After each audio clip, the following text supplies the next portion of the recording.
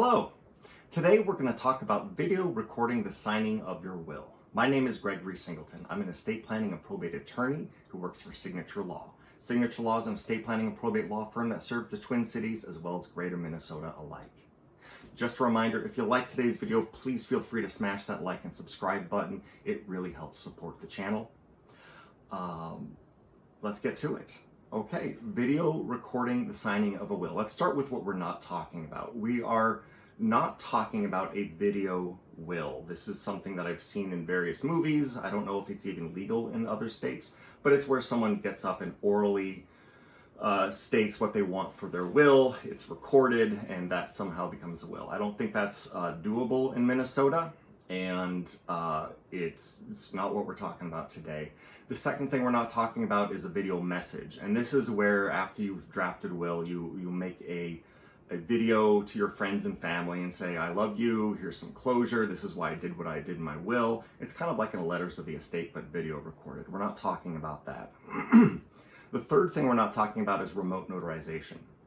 In Minnesota, there is a way to do a remote notarization. It's kind of an egregious process, and it requires you to video record the signing, and you have to store it for like 10 years or something like that. I don't know.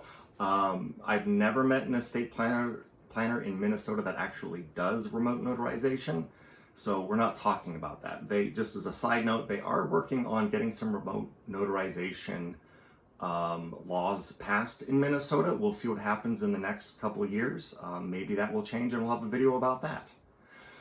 So what we are talking about is video recording the signing and execution of the will. So why would you consider doing that?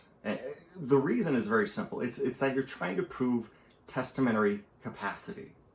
Now, as you may recall, testamentary capacity means that the person, the testator, understands the nature, situation, and extent of his property and the claims on his bounty and remembrance, and is able to hold these things in his mind long enough to form a rational judgment concerning them.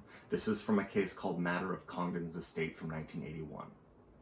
Now, what you're trying to do with the signing, or the video of the signing, is to prove testamentary capacity.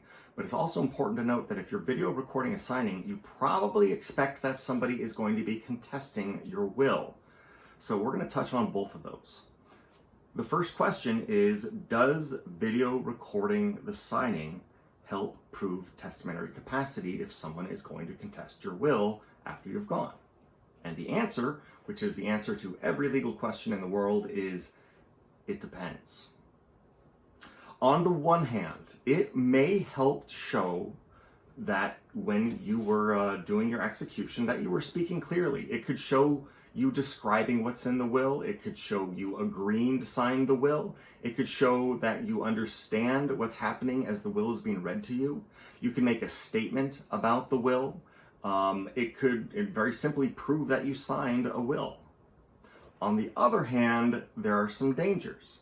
Now, a little bit about me. I used to do complex commercial litigation. I wore three-piece suits, and I argued in front of judges, and I talked to juries, and honestly, it wasn't my thing, but I did learn a few things.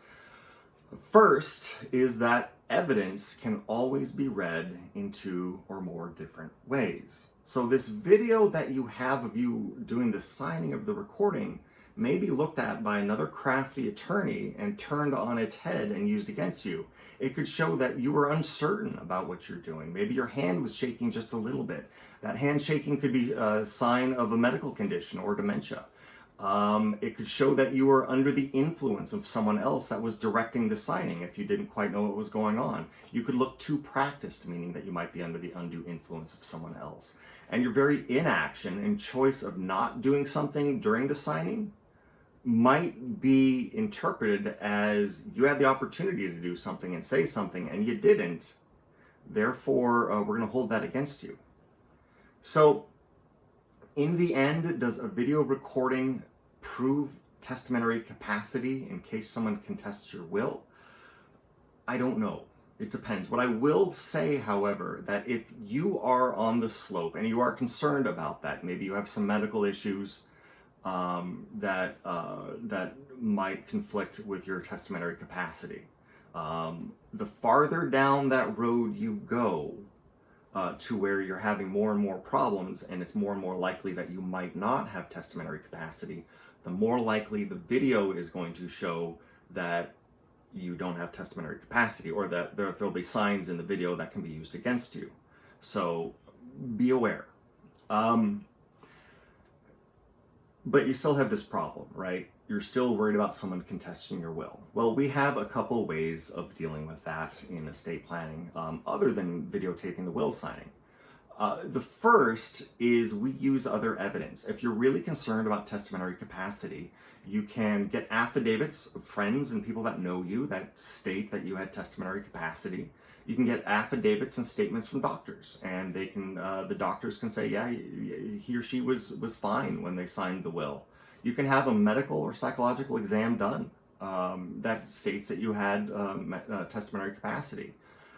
You can do letters of the estate, which is basically writing a letter that puts in layman's terms what's in your will. Make sure that it matches what's in your will, but that can be used to help prove testamentary capacity. Other things that we can do are in the drafting of the will. First of all, we can do specific disinheritance clauses. So if, let's say, you expect Bill to come back and say, I'm the long lost son, he really didn't mean to disinherit me, you can actually put in a provision that says, I specifically disinherit Bill. You don't have to say why, you just say that and he's specifically out. Now in Minnesota, you don't have to specifically disinherit someone in the will, but it sure does help. The second thing you can do is use what's called a no contest clause or an interim clause. And this is a provision that basically says that Bill, who's getting a small inheritance as opposed to the large inheritance that other people are getting, if he contests the will, or if anyone contests the will, then they get completely disinherited. So if you try to contest the will, then you get nothing. So that's one option. I've got another video on whether those are enforceable or not. Please take a look at it. But those are basically the ways that we address the issue of when we expect someone to be contesting the will.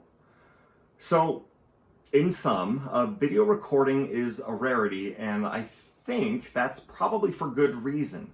When it comes with a lot of downsides, just as many upsides as it might have, and in the end, there's better ways of dealing with things than just doing a video recording of the signing of a will. So I hope you liked today's video. If you did like today's video, please feel free to smash that like and subscribe button below. We do a new video every other Wednesday on estate planning and probate. We've done a lot on estate planning recently. We're going to be doing some more on probate coming up very soon.